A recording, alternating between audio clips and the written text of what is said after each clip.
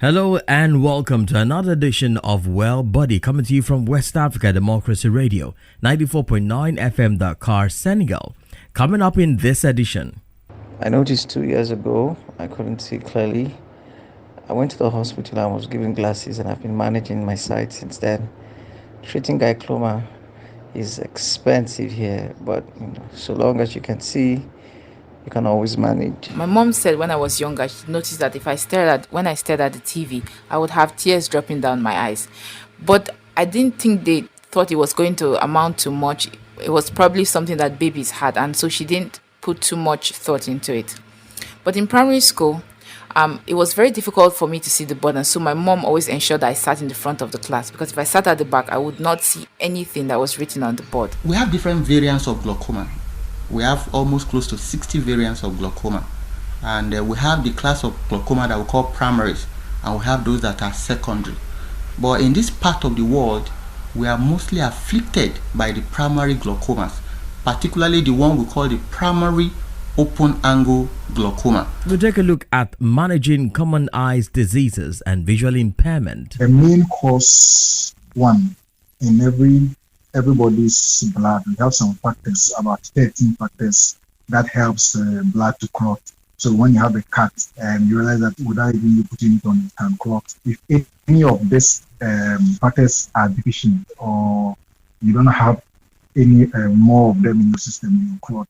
So when we talk about hemophilia, the very cause is that it is inherited. So you are born with it. So majority of people with hemophilia are born, they inherit it, and they inherited, say it's an excellent inheritance. We'll also bring you all you need to know about this rare hereditary blood disease, hemophilia. And we'll be hearing experiences from a mother whose children are carriers of this disease. Plus some health news. Please stay with us. Thank everyone for joining us, and special thanks to our listeners in Liberia via Alternative Youth Radio 98.9 FM, Lofa County, and in Ghana on Rails FM 104.7. This is WELLBODI, your health magazine, where we bring to the fore issues in the sub-region, developments across board, and personal health matters that will allow you to make informed decisions about your health. I am Imo Edet, your anchor. Sub-Saharan Africa bears a disproportionate amount of the world's blindness, and the proportion of blind people in this region is increasing at a faster rate than in other parts of the world. In Nigeria, for instance, according to findings, it is estimated that 1.13 million individuals aged 40 years are currently blind in the country. The Northwest harbors the largest number of adults with blindness, 28.6% being the zone with the largest population. However, diseases associated with the eyes vary and different causes.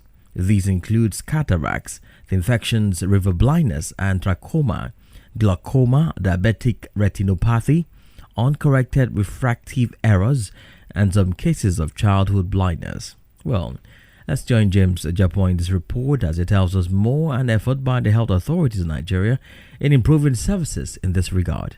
With the risk of becoming blind, ophthalmologists say attention must be paid to prevent glaucoma sufferers of age 40 years and above. Ismail Kelani has been battling with glaucoma for 5 years but has made very little success managing it. I noticed 2 years ago I couldn't see clearly. I went to the hospital and was given glasses, and I've been managing my sight since then. Treating glaucoma is expensive here, but so long as you can see, you can always manage. Glaucoma is often associated with buildup of pressure inside the eye. It causes damage to the eye's optic nerve and degenerates over time. Glaucoma is a registry which will lead to irreversible blindness. Experts say there are different types of glaucoma with every delicate risk factors. Dr. Adeboyega Alabi is an ophthalmologist. We have different variants of glaucoma. We have almost close to 60 variants of glaucoma, and we have the class of glaucoma that we call primaries, and we have those that are secondary. But in this part of the world, we are mostly afflicted by the primary glaucomas, particularly the one we call the primary open angle glaucoma. Race, family history, individuals that have parents, that have glaucoma, they are at risk. Individuals that have siblings that have glaucoma, they are at risk. Short-sightedness. People that are myopic or they have what called short-sightedness, they also have a higher risk of developing glaucoma. So those are the common risk factors. We have some other risk factors that are also being implicated. We need government at all levels to help us to do more in order to save our countrymen from blindness, from glaucoma. We need to do more in ensuring easy access to quality care, in ensuring easy access to quality drugs, in ensuring that even the drugs are affordable. Statistics show that an estimated 100 million people suffer from glaucoma worldwide, with at least 10 million blind as a direct result. It is anticipated that by 2025, sufferers would increase to 90 million, and with an attendant increase in the number of blind people. According to Dr. Kunle Magbuwabong, this disease shows no early symptoms or pain from the pressure in the eyes, thereby leaving its sufferers without a means of early detection. Is to detect it early. There is medical treatment in which drugs are given to the patient. There is surgical treatment in which surgical conditions are done for the patient depending on the type and nature of the glaucoma and the extent of damage that is at cause.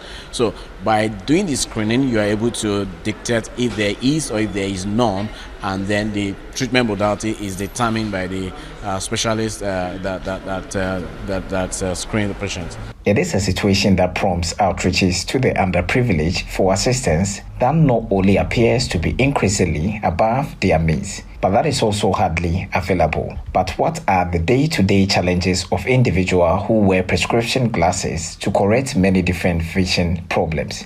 Let's find out. Well, it started much longer when I was a child. My mom said when I was younger, she noticed that when I stared at the TV, I would have tears dropping down my eyes. But I didn't think they thought it was going to amount to much. It was probably something that babies had, and so she didn't put too much thought into it. But in primary school, it was very difficult for me to see the board, and so my mom always ensured that I sat in the front of the class, because if I sat at the back, I would not see anything that was written on the board. But my first year in junior secondary GS1, my mother had to take me to the doctor because it had gotten way worse, and I was diagnosed with nearsightedness. And so I began to wear glasses at that point. I go for checkups every 1 year and a half. So I would say 16 to 18 months. So there was a long period between my late teens and I think early 20s when I didn't wear glasses for reasons I can't go into right now. And so I thought I was okay, but I began to have migraines, sharp pains in my temple and sometimes at the back of my head. I wasn't sure what it was, and so I had gone in to see the doctor and I was asked to go for a CT scan. I had done the CT scan, and the physician went through it and noticed that I had nothing to show that I had any issues with my brain. And so he asked me to see the ophthalmologist. And that's when the ophthalmologist said, well, you clearly do need glasses, and I suspect that this pain is coming from how much you have to strain your eyes and how your brain has to work with that. And so I was prescribed glasses. And would you have it? The pain went away. It is also important to know that many ophthalmologists have frowned at the habit of self-medication involving the use of acidic solution and unprescribed eyeglasses, as they have described such attitude as destructive through the eye. Therefore, members of the public have been cautioned to guide against applying and for substances and unspecified herbs on their eyes to avoid infections. So do the right thing by getting your eyes checked today. If you're just joining us, this is WELLBODI, and we are coming to you on West Africa Democracy Radio, 94.9 FM Dakar, Senegal. If you're in Ghana, you're listening to us on Royals FM, 104.7 Wenchi, and in Liberia, we are on Alternative Youth Radio, 98.9 FM, Lofa County. We have been talking about glaucoma and other eye diseases. Let's now look at our second theme for this edition, hemophilia. Now, the cure to several diseases and ailments remain unknown in the subregion. Oftentimes, they are rarely spoken of. Among them is hemophilia. Small cuts usually aren't much of a problem, but if you have a severe deficiency of the clotting factor protein, the greater health concern is deep bleeding inside your body, especially in your knees, ankles, and elbows. That internal bleeding can damage your organs and tissues and may be life-threatening. Hemophilia is a genetic disorder and a rare blood disease in the male gender. Treatment includes regular replacement of the specific clotting factor that is reduced. Now, while many other countries around the world are needed to improve diagnosis and care, the situation for people with bleeding disorders in Sub-Saharan Africa is there. The lack of statistics about this disease even worsened the case. Only 2 West African countries are members of the World Federation of Hemophilia, Senegal and Nigeria. But what are the concerns of patients suffering from hemophilia? Ansek is a mother of 2 boys with hemophilia. While narrating our ordeal, she tells WDL that in managing the condition, so much resources have been spent and it is life-changing. So when did you discover that your children had hemophilia? So when they were actually 15 days old, and the reason being a family, we like to circumcise our sons 50 days after they're born. And so usually this is when we realize that a boy has hemophilia, because after the surgery, they just would not stop bleeding. However, in my case, because I have a brother who has hemophilia, we were under the impression, we kind of knew that's what it was also, because as you know, it's a genetic disease. And so immediately we figured out that this is also hemophilia. So that's when we found out. Okay, so how has the management of their health been so far after the discovery? So the management of their health is very difficult. And the reason is hemophilia is a very hard disease to manage, as we know,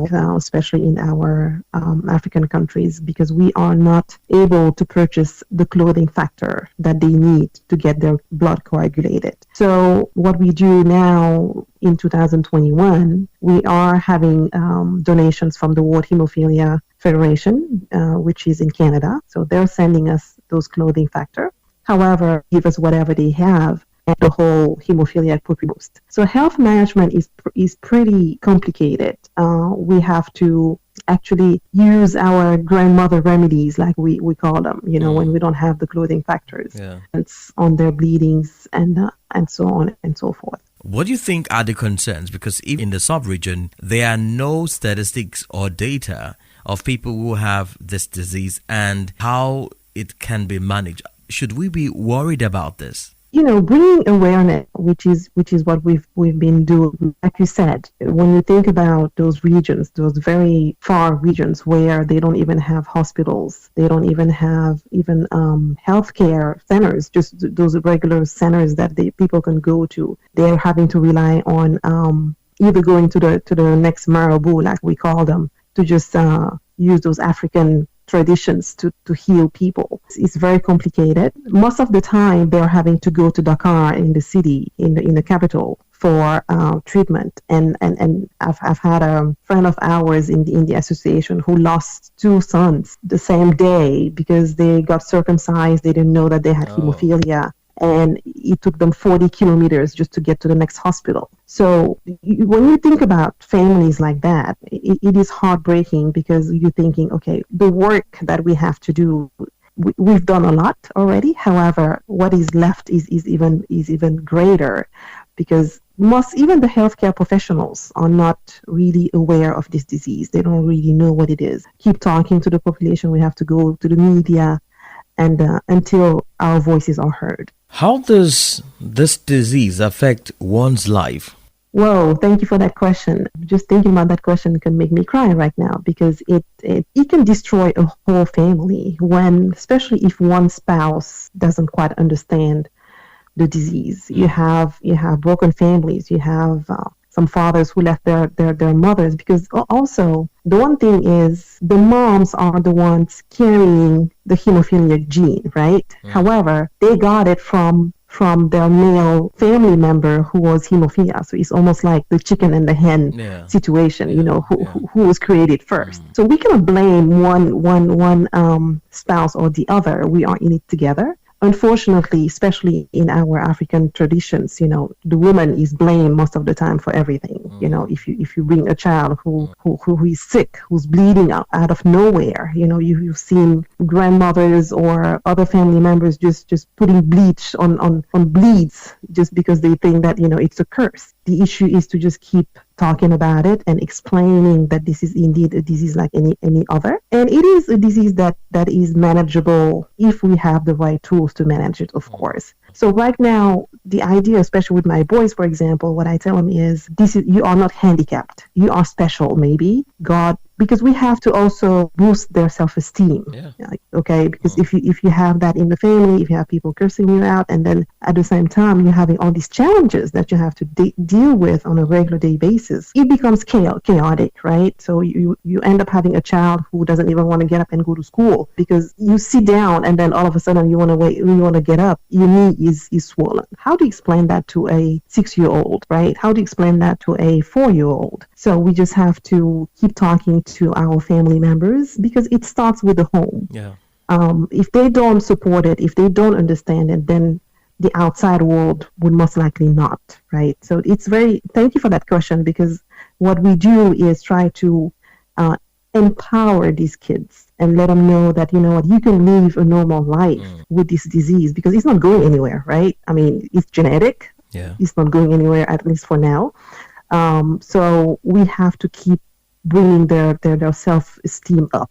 As far as the family is concerned, at some point, you have families just divorcing, or the father will just leave and say, you know what, I can't deal with this anymore. It's just like those autistic kids. It's very challenging.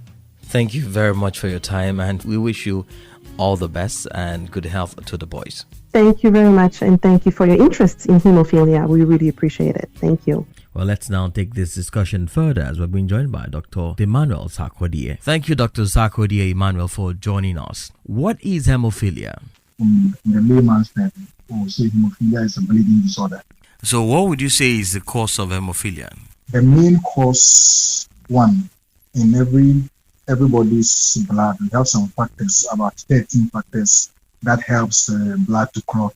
So when you have a cut, you realize that without even you putting it on, it can clot. If any of these factors are deficient, or you don't have any more of them in your system, you clot.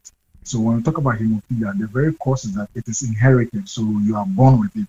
So majority of people with hemophilia are born, they inherit it, and they inherit it, you say it's an excellent inheritance. That means the mothers give it to their sons, but the mothers cannot give it to their daughters. That is why it's a disease. It's a disease for the male. So you hardly will find a female with hemophilia. Majority and almost everybody who is hemophiliac is a male. So one, we are born with it. Then there's some few of them that they get it when they were not born with it, but they acquire it along the line. But they are so few. That one is called by mutation. It's a spontaneous mutation. I'm not too sure how to explain mutation, as there is a change in the genetic makeup as people grow up based on it. Nobody knows why they change. But 99% of it, you are born with it, and it affects mainly males. So a man cannot give it to his son or his daughter. It's the mothers that normally will give it to their sons. What is the prevalence rate in Ghana where you are? The unfortunate situation is that I'm sure you know, in Africa and our sub-region, we hardly have data of almost anything. So specifically, I was trying to look through all like I said, there's no specific, credible, accurate data and prevalence for the sub-region. I just looked at some few countries, something like in Nigeria, they did a survey in the north, southwest, and the male circumcision children. And you realize that there's a 2% prevalence in Nigeria. But so usually in West Africa, then I checked, then in West Africa, one other research said 1.62% prevalence. So we can say between 1 and 2 prevalence will be for West Africa or for Africa, but we don't have a credible source or a large cohort that have been used to research for this. So basically, we say within 1 to 2% of the male child. What is the main symptoms of hemophilia?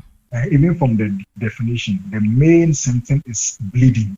So everybody will bleed sometime in their life. But yes, but bleeding is supposed to stop. But the problem with this one, and for what's the first symptom that as in though bleeding is a general symptom, but the first symptom you see that when you know that no, there is a problem with this child and it's likely hemophilia is that during circumcision, for those tribes that do circumcision, once they circumcise, the child will keep on bleeding for 24 hours to keep on bleeding until the child is sent to the hospital. So that is a very fair sign. So in some tribes and in the times of ignorance, some tribes have realized that okay, no, in our families or in our tribes, when we circumcise, we bleed a lot. So those tribes, they don't even circumcise again, because it's hereditary. It's likely that if a woman is giving birth to maybe 7 sons, all the 7 sons can bleed continuously after circumcision. So once bleeding after circumcision is not regular, the number one thing that causes that is, so that's the first sign that shows that okay, it is likely to be hemophilia.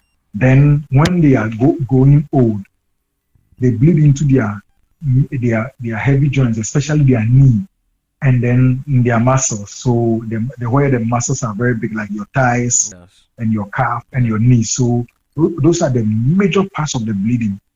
And when about 2% to 6% will bleed into their brains.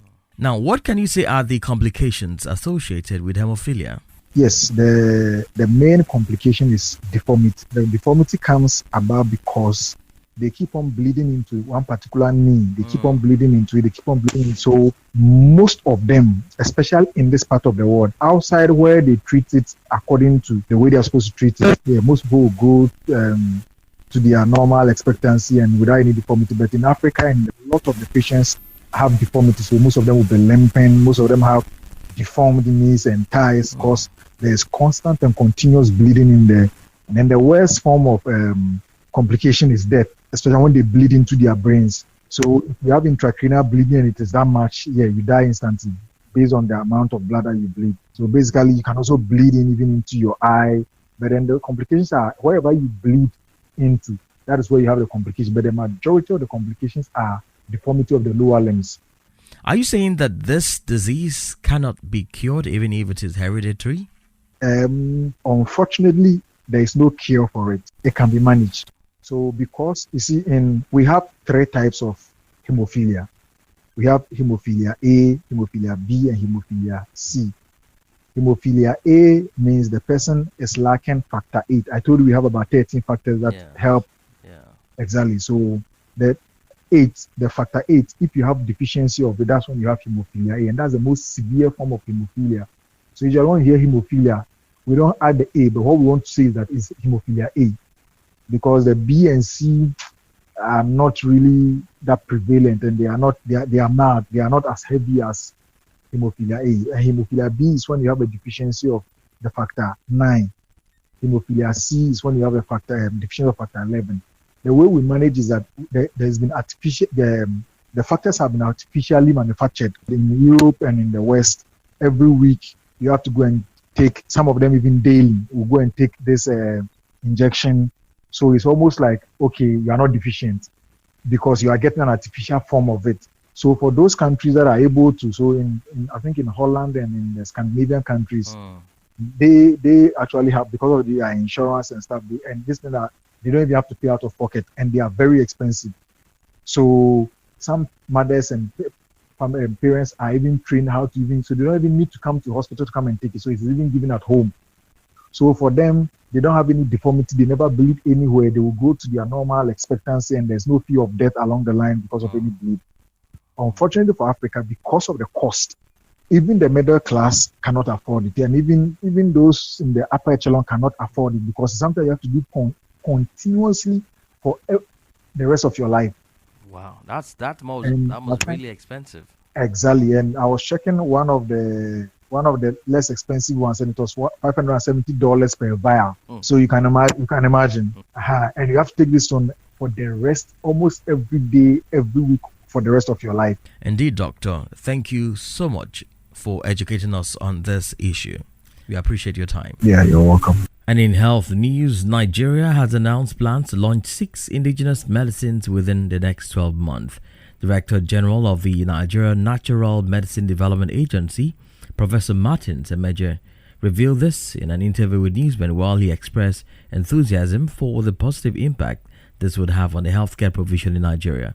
WDL's Usman Umar was there and now reports. In a groundbreaking move towards promoting traditional medicine and herbal remedies in Nigeria, the newly appointed Director General of the Nigeria Natural Medicine Development Agency says the ambitious initiative aims to provide the Nigerian population with safe and effective natural remedies that draw upon the rich heritage of traditional medicine. We are unleashing our potentials out there to develop our own products. Malaria, diabetes, hypertension, sickle cell, cancer, 6 areas, then erectile dysfunction. 6 major areas that is our target. We will launch 6 products in the next 12 months. Professor Emeje emphasized the importance of tapping into Nigeria's abundant natural resources and traditional knowledge to develop locally sourced and culturally relevant medical products. How good will it be that we make our own medicines? Because if your companies are making medicines in this country, it is easier and better for NAFDAC to monitor than to be going to another country. Now, we are going to collaborate and partner with a lot of institutions. This approach not only supports economic growth and job creation, but also contributes to Nigeria's self-sufficiency in meeting the healthcare needs of its population. And with that, we've come to the end of this edition of WELLBODI. Thank you for listening, and many thanks to our resource persons as well as my colleagues for their contributions. We also thank our listeners in Ghana on Royals FM 104.7 Wenchi and in Liberia on Alternative Youth Radio 98.9 FM, Lufo County. For your feedback on the program, please send us an email to wadr@wadr.org. See you next time and do stay safe. I am Imo Edit. Bye for now.